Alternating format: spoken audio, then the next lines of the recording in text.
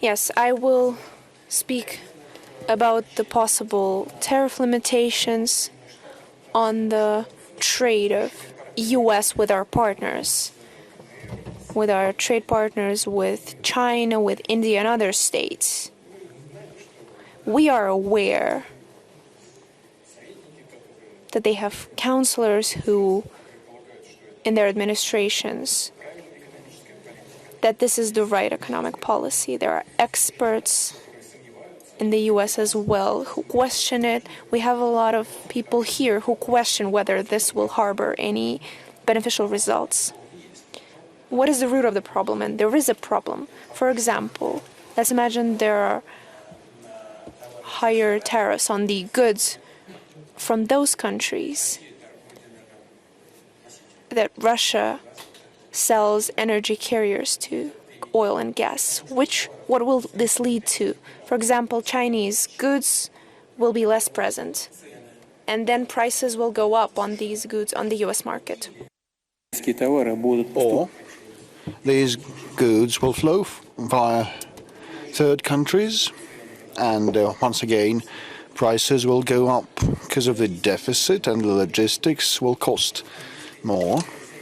If this happens, if the price is ramped up, the Federal Reserve will have to maintain the interest rates flat or up them to deter the inflation, and this will result in the deceleration of the American economy.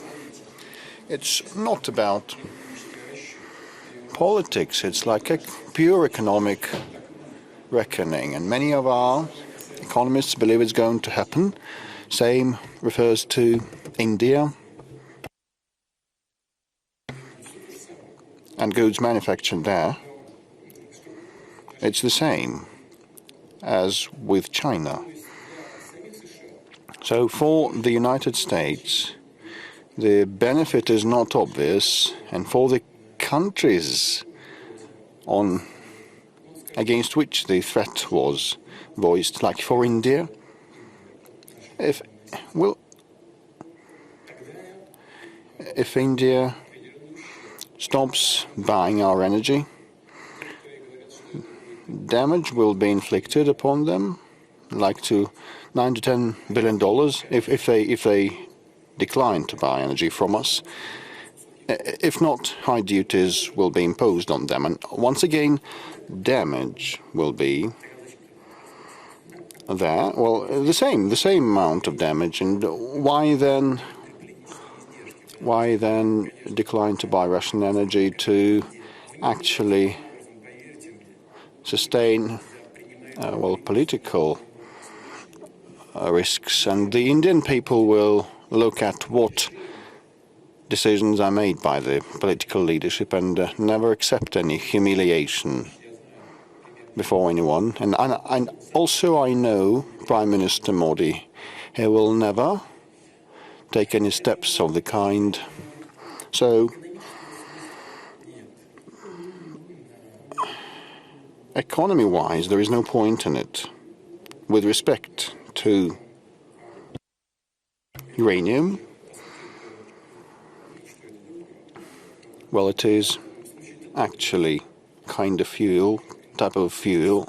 This is also type of energy for nuclear power plants. And in this case, a nuclear power plant is no different from those coal firing or furnace oil firing, etc., to generate power. And the United States buys uranium from us. And you've asked, why does it buy uranium from us and bans others to buy our energy? The answer is simple, and it was given back in the times of the Roman Empire. We all know the phrase, quod licet Jovi, non licet bovi. What is allowed to Jupiter is not allowed to Bull. Neither China nor India, even if we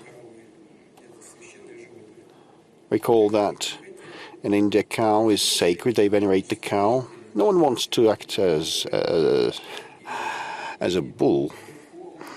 However, in Europe, many of the politicians want to act as a bull or a goat or a ram. Will not point fingers, but this is not about China. It's not the case of India or China or any other major powers or mid-sized nations who respect themselves and will not allow to be humiliated. Well, as regards trade in uranium, this continues, and the United States is the number one, I think, power in terms of nuclear generation. I don't remember the exact number. Probably they have 54 power plants, NPPs. But in the overall energy mix, it accounts for 18.7% only. I mean the nuclear power. We produce and generate less. We have fewer units, but in our energy mix it's also 18.5%, roughly the same proportion. But in the United States they have a well-developed nuclear power sector, and it requires a lot of fuel. We are not number one supplier. You said we're the biggest supplier. No, this is not true. The biggest supplier is an American-European company, I forget its name, supplying 60% of nuclear fuel to the American market. And Russia is number two, supplying around 25% of uranium. Last year, I cannot recall the exact numbers of supplies, but we earned around 750 or 60 million USD in the first half of this year. We sold uranium worth more than $800 million to the United States. So more than $800 million worth of uranium, and as a result of the year, it's going to be 1.2 billion, more or less. So we can figure how much is going to be next year. Now we have had the backlog of orders to the tune of around 800 million. So the work is ongoing. And, well, they do that because, it's the cost-effective option for them, and they're right in doing so, and we are ready to be a reliable supplier. I took note that for the next Valdai Discussion Club, we need a session dedicated to livestock, about rams, sheep. Well, this is a very important matter. Yes, don't hesitate. Don't doubt that. If we step aside from the irony, probably you have caught the irony. But if we speak about the energy trade, the refusal to buy Russian gas in Europe has resulted in the growth of price, and